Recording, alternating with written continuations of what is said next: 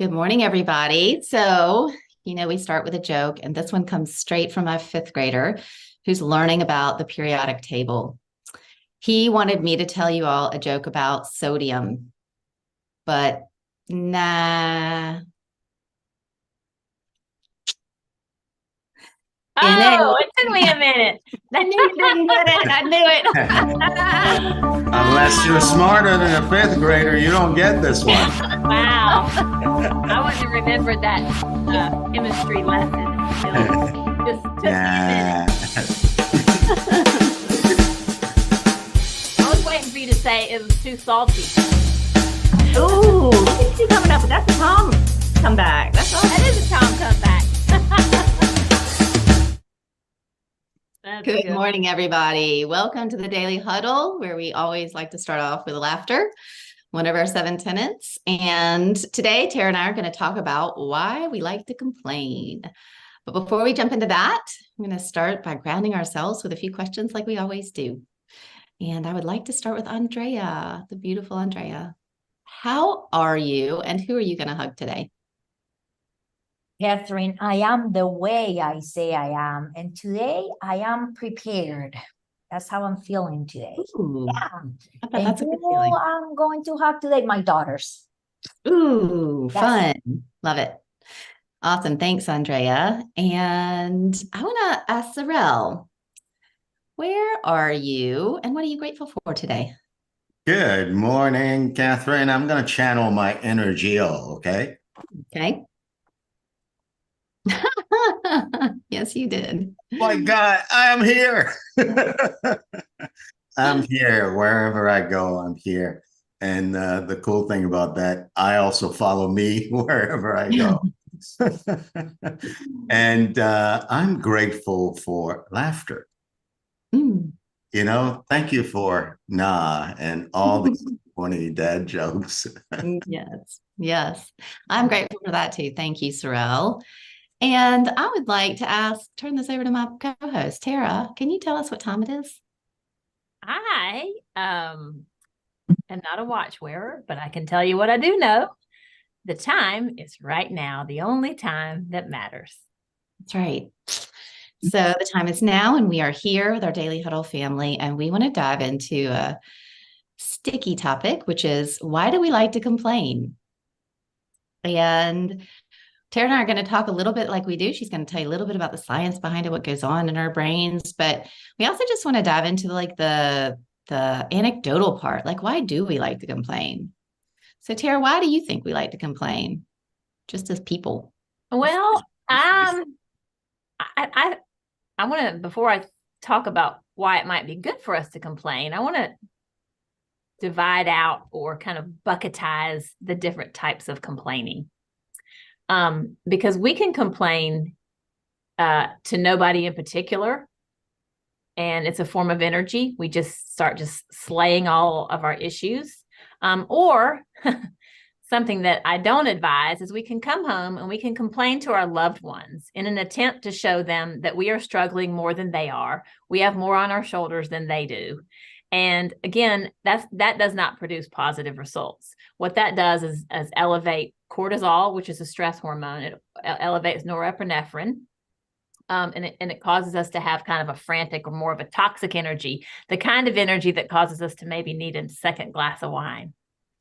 But there's another type of complaining that is actually healthy. And before I share that, I want to lean on last week's message about gratitude and ask ourselves this: can we have both? Can we be grateful and can we complain? And I believe through experience and through research that we need a space for both. We should never, ever forget what there is to be grateful for. And there are things in our life that are worth complaining about. And sometimes it's those things over which we have no control. And I liken this to all the years that the only way to put it was fighting off the pain of my daughter's encephalitis and epilepsy. And I continued to tell myself, and I continued to tell my other 2 children, things could be worse. Things could be worse. We have so much to be grateful for. Be grateful. There's worse things in the world. People are starving. And the more I did that to myself, the more I was internalizing pain.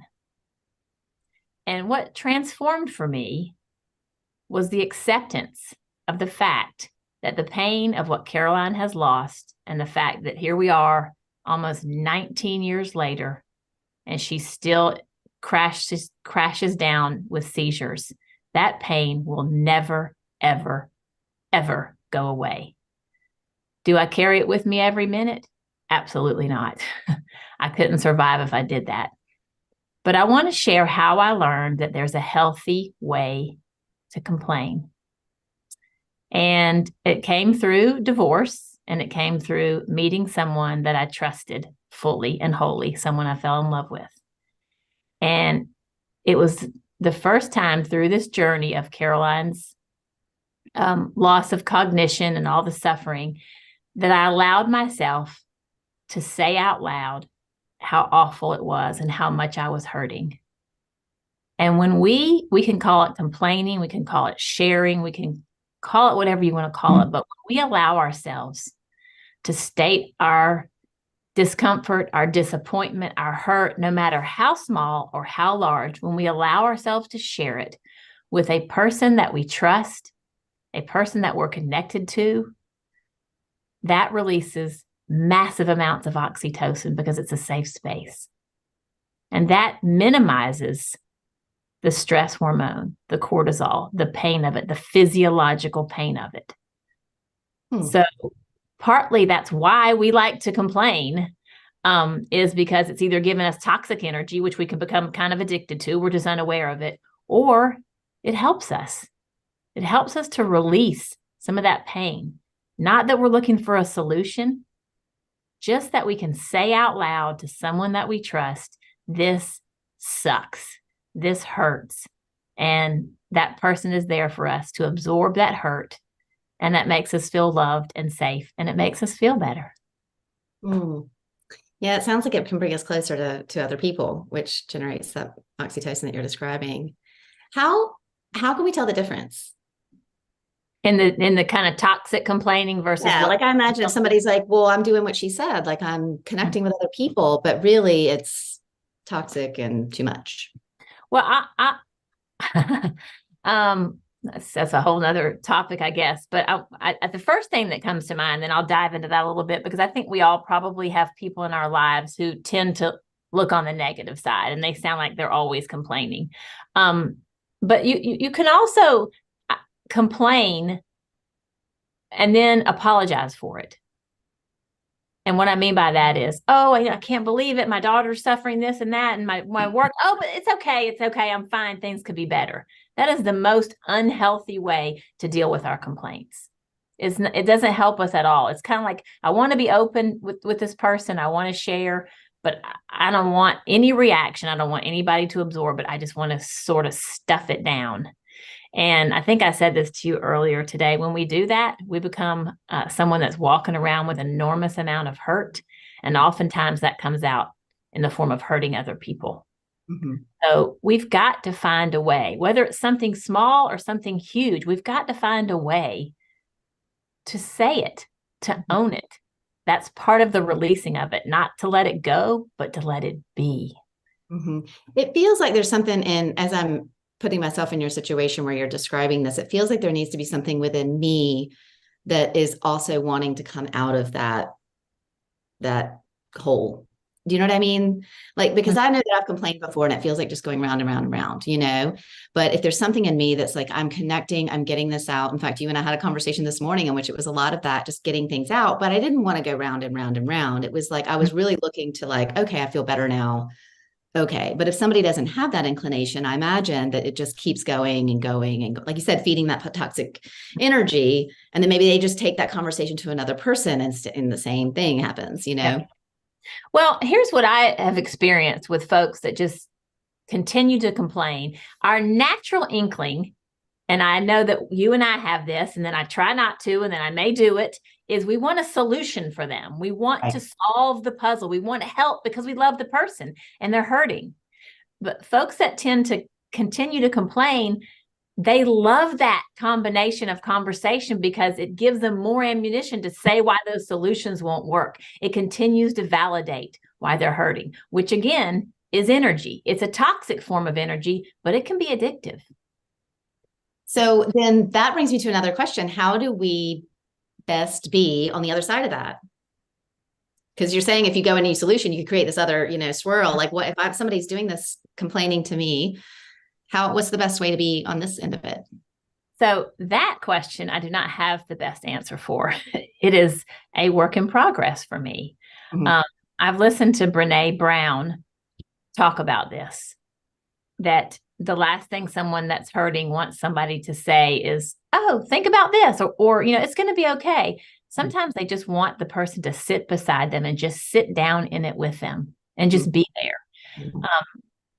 When I'm probably at my best, here's how I would respond to it, is to ask the question, do you want advice? Do you want me to just listen? Do you want me to understand? Tell me how I can be best for you. And sometimes I'll say to people that I know are grieving and hurting, sometimes we also need a distraction. Like, can I be a distraction for you today?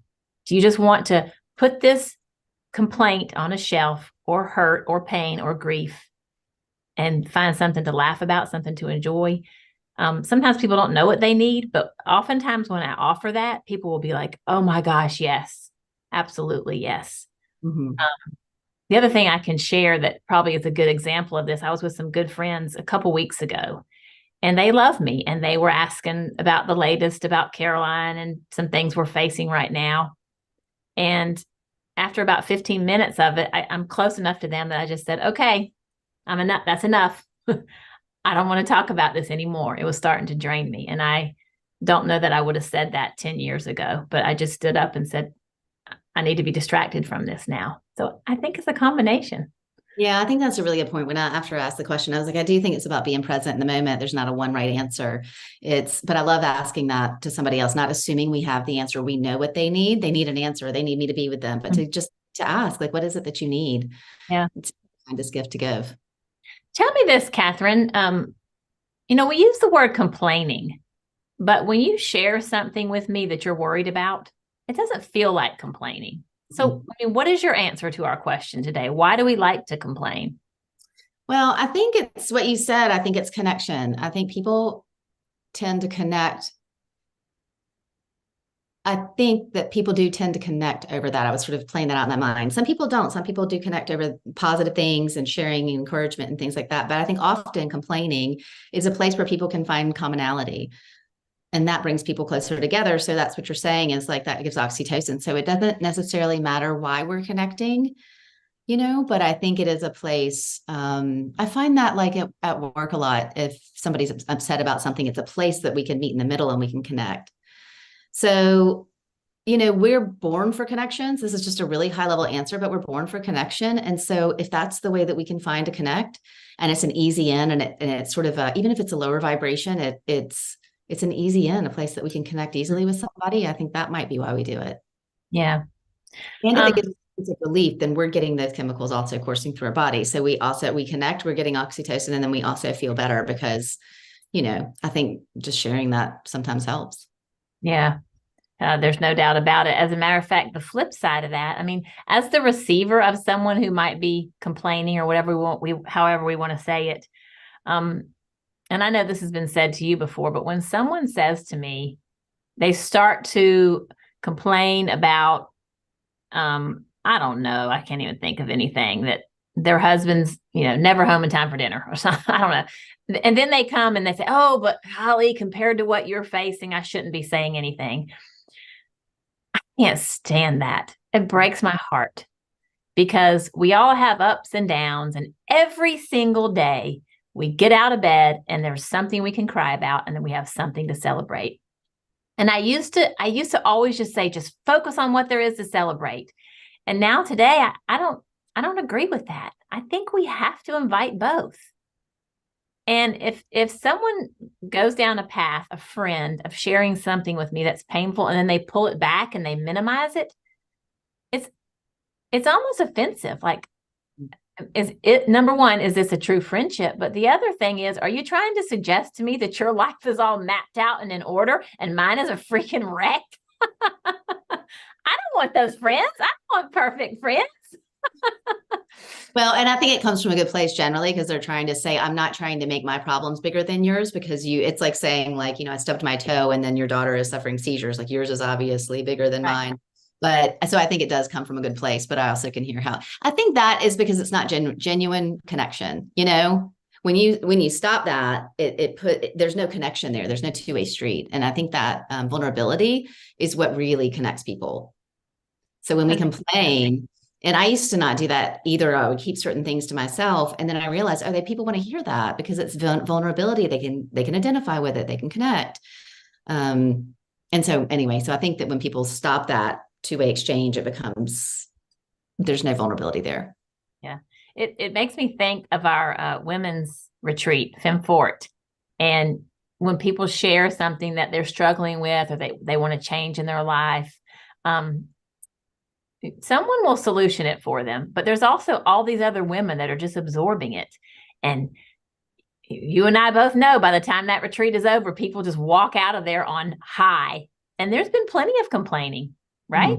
Mm-hmm. Yeah. And sharing. Mm-hmm. Yeah. I am curious what others are hearing and what they're taking away from this, because it does make me wonder. We have our interpretation of this and sort of how we experience this, but it makes me curious. What do other people, what do you experience in complaining? Do you find that you complain, or is it, more like, no, I don't really complain. I just share with a friend. Yeah. Tom. Hello, Tara. Hello, Kathryn. It reminds me of, you all have talked on prior episodes about the need to process negative emotions, almost like digestion. And so, when someone is at a point where something is really bothering them and they, are complaining, the healthy aspect of processing and pushing that out can be really, therapeutic in a way. And it also reminds me of the concept of, radical acceptance. So the idea that you want to change something, you don't like it, but you're realizing, I can't change that. And this emotion is, the situation is going to keep bothering me, but I need to somehow shift. And part of the shifting is pushing out, that negative reaction, to shift to, you're accepting what you can't change. Mm-hmm. And in doing so, you're shifting where you're focusing. Mm-hmm. Yeah, that's a really good point. Yeah, I often talk about emotions and in terms of metabolizing them, because they're there. There's like, if you eat a big meal and it doesn't go anywhere, it sits in your stomach like a bowling ball. And similarly, emotions are the same. So it is a way to metabolize that and work it through, which might be, Tara, to your point, why we feel better after we've talked about it. That's that process of sort of metabolizing that. Oh, yeah. I've had that experience where I'll share something and then I'm like, God, just a few minutes ago, it felt so big. And so, I was so charged about it. And now, having shared it, it's like, so yeah, that's a really good point. Yeah, it's not, and it's not even that it goes away or we can release it, but I think when we accept it, it frees up a ton of energy for us, because we've been using all this energy to contain it. And now when we state it and let it be, that frees up energy to be more loving, to be more open, to be more whatever we choose that we want to be. Right. Yeah, that's a good point. Yeah. Good. Yes. Thank you. Sorrel. Good morning. Thank you for always taking us down this path of discovering. So I want to share what I'm discovering. There's this space where I complain and it's automatic. It's like, I open my mouth and what comes out are words to invalidate myself, invalidate somebody else or some circumstance, and maybe also validate myself in the realm of complaining. It's like complaining about the economy, right? Or complaining about politics, so I can justify my lack of participation. And I'm seeing that what you're pointing to is leaving me with three words. The first word is commiserate. There's just me complaining to commiserate. It's like, you know what? If you and I feel bad about the same thing, we're now friends. Yeah. That's so true. The complainer who has the same complaint that I have with the same visceral reaction, and it's like we're standing together against the big bad wolf, right? So there's that kind of complaining. And I'm seeing for myself that it's kind of automatic. Like you say, Tara, I wake up in the morning and I want to complain about the weather. And if Susan agrees that 33 degrees is way too damn cold, we're good. So there's that kind of complaining. And then there's another word that comes up for me as I listen to you, and that word is connect. And that one is not automatic.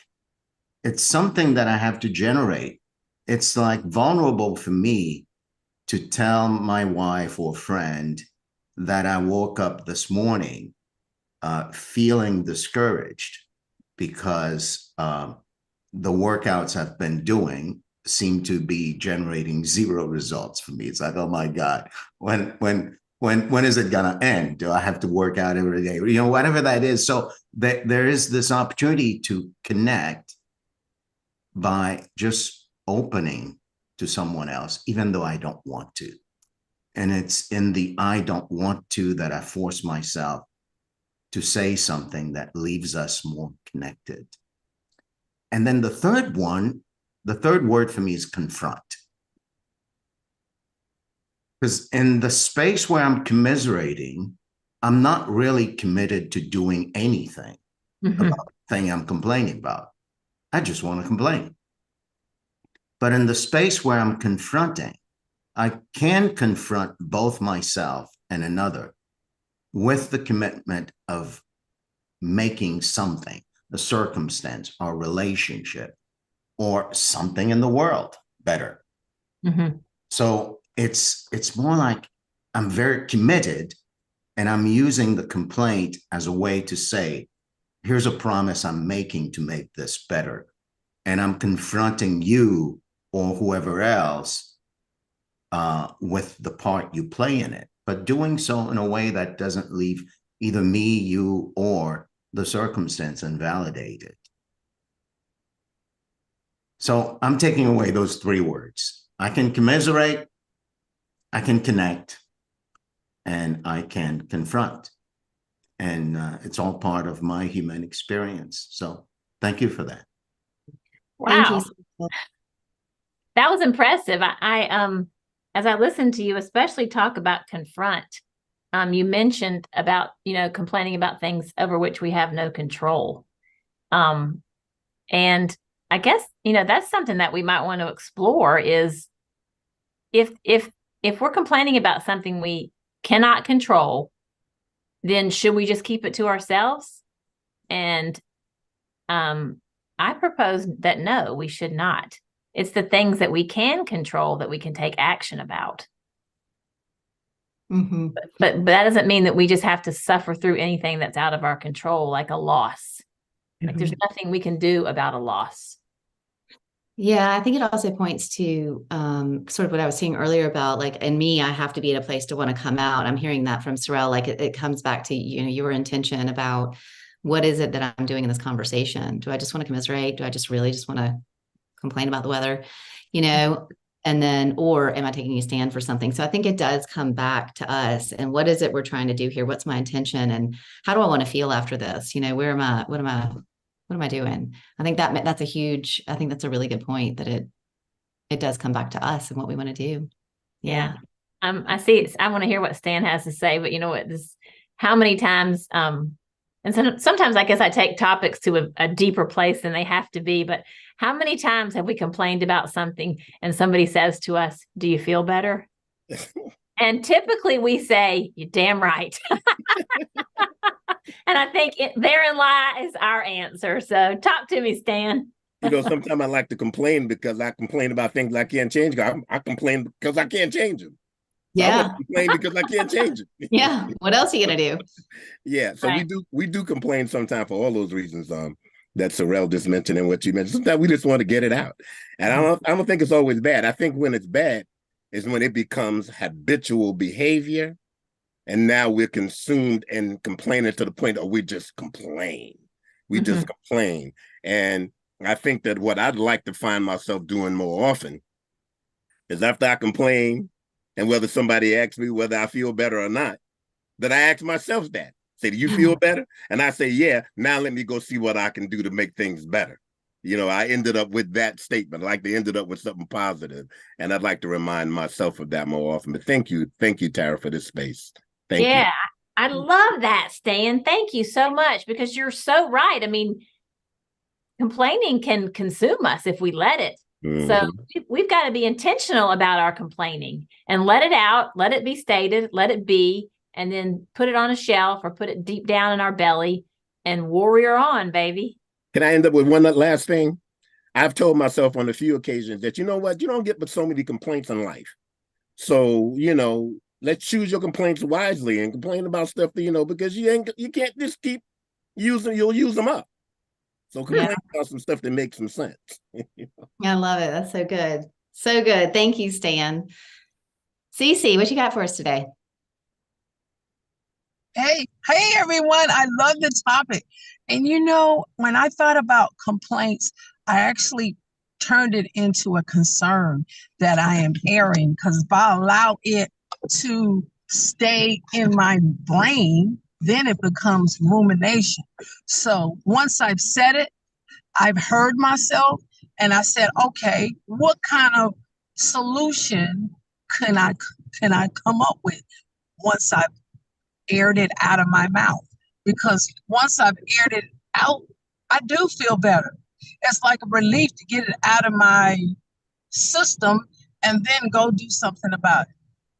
So thank you, everyone, for the shares and for that distinction about complaints. Thank you, Cece. I was hoping you would pipe in today, Cece, because you're so positive and you do have the tendency to always, from everything I get from you, you see the good in everything. And I was wondering if you would have some reaction to this and to use the word that you're stating a concern instead of complaining, whining, and bitching. I love it. That's awesome.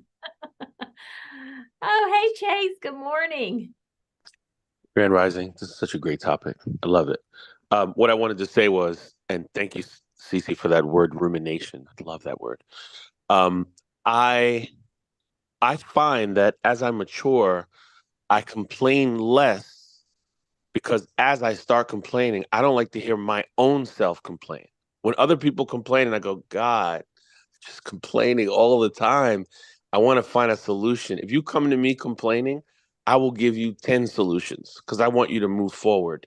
And I want you to feel that lightness of like, okay, I can take care of this. When someone says something to me and I go, oh, did you know about this? And they go, no, I didn't know about that. I'm like, great, you should do this. You'll be so much better. They're like, thank you. But I can't be around people who complain too much. And I have a few friends that are constant complainers, and I have a smooth way of getting out of it without trying to help them sometimes. You know, I'm just like, okay, well, you know, things will get better. You should take a look at that or whatever. And I'm here with it. Like, I used to engage more. Now I kind of just study it and be there and then slide away, because it's very heavy for me to be around someone who complains so much that it just inundates your whole brain. Like, I can't do it anymore. I'm just like, let's get that solution. Let's roll together. You need me to be there, let me know. But we're not going to be here complaining all day. Sorry, that's not me. You know what I mean? Yeah. Absolutely. Yeah, it makes great sense. Yeah, thank you, Chase. And I just think it comes back to what we said several times here, is to be intentional about what it is we're talking about, how it's serving us, and, you know, what we want to put out into the world, and how can we connect with other people.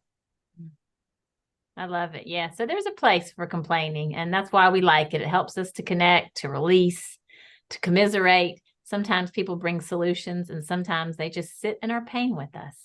And that feels so very loving, which is the first tenet of the Daily Huddle, to share our love. That means to be understanding and to be compassionate. And also to give. Sometimes all we need to give is a shoulder, an ear, or our heart. So remember to give. And like I didn't do a good job of today, sometimes let's just don't take ourselves too seriously.